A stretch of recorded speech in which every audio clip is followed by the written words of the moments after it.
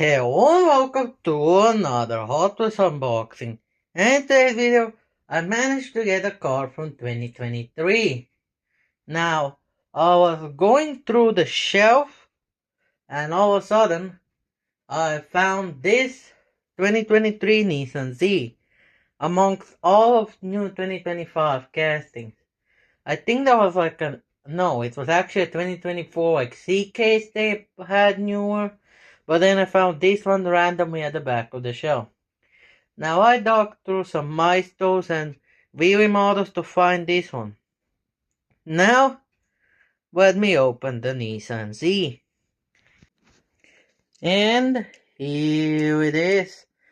Now if you remember 7-8 months ago, I did get this one from my friend.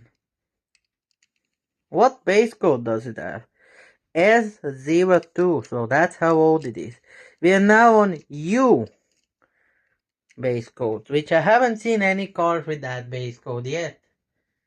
And that's it. And I'll see you guys next time. Bye bye.